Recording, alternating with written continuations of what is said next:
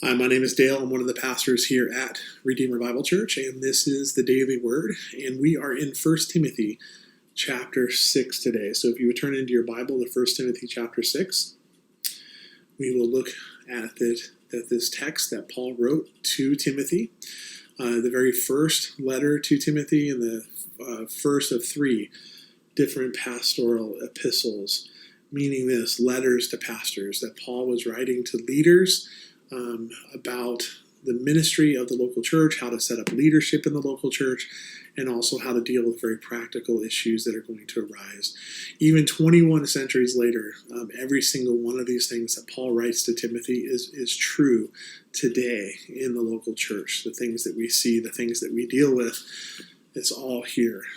So today in chapter 6, Paul starts off with a conversation about slaves and masters. And in the Roman Empire, there were probably at any given time up to millions of slaves.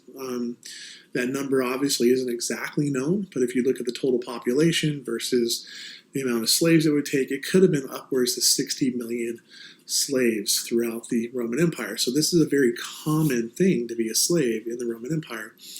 And in today's world, I would liken it to being an employee. Obviously, there's different kinds of slavery. So I'm not talking about the slavery of the 16th, 17th, 18th centuries going into the 19th century, where it was horrific. The Roman Empire had a system that was kind of similar to ours in the sense of like masters would be employers, slaves would be employees. And that might be a little too generic of terms, but just think about it in today's terms of bosses or corporations, organizations that have employees coming in, earning a wage to do the work that the authority in that organization has called them to do. Does that make sense? So Paul is saying here in the first two verses that, listen, whether you're working for a non-Christian slave owner or boss, or you're working for a Christian slave owner boss, ultimately what you need to understand is that the person you're truly serving in that setup, and this was true in the first century and this is true today, if we're believing slaves, the person we're serving is Jesus first. We're there to honor him. We're there to make much of him. Colossians 3:23 talks about that. Paul writes to the Colossian church. We want to do everything we do for the glory of God, and that means being an employee. That means doing a service for somebody who is an authority over us. Ultimately, they're the authority that we truly care about, and if we're really thinking about it and honoring, is the authority of Christ. And if we're doing that, we will fall in line with any earthly authority that God has for us here on earth, and it would bring him glory as we submit and not take advantage of, but submit to the authority of our employers here in the 21st century. So I hope that's helpful. And then Jesus goes into a conversation about the troublemakers that arise in the church. And yes, sadly, 21 centuries later, we still have troublemakers arise in the church who really don't worry about doctrine. And they don't really worry about spiritual unity. They worry about being seen. They worry about making a name for themselves. They worry about getting attention for themselves. And we want to, as a church, as leadership in the church, we're constantly on the lookout for this. People trying to make a name for themselves, get people to follow after themselves. And we want to make sure that we're rooted in sound doctrine. And we're rooted in the doctrine of Christ rather than the opinions of men about how to do church, or what a certain even getting involved in controversies in the church. We want to ultimately follow Christ through all those.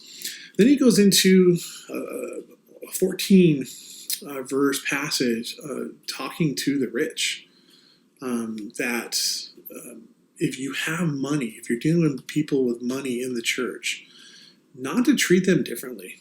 Not to treat them in any different way than you would treat anybody else, because they actually have extra special challenge. When you have money, there's an extra challenge, spiritually speaking, of not going after money, of not chasing money, but actually being chasing Jesus and using money for kingdom good. And that's a real battle, especially in the Western church. Like if you look at the across the world at the church, Americans, by those standards, worldly standards, we're all very, very wealthy. We had Phil Hunt here last week or a week and a half ago, from Central Africa Baptist University, talking about to us here on staff, talking to us about the poverty that exists in Zambia, the reality that for dollars a day, people are living and earning a wage for dollars a day, rather than here in the United States where there's so much wealth and an abundance. And Paul's warning here to Timothy is that pastors need to make sure that they're teaching and training, rebuking and correcting people with money in order to keep them on track with the faith and pursuing Christ. So as you read through that today, just don't miss that. Paul is very, very clear that if you have wealth, if you have money, you might try to seek contentment through those means rather than through godliness. You might try to seek contentment through pursuing desires that you see in this world that your dollar bills can buy you, rather than being content in who Jesus Christ is.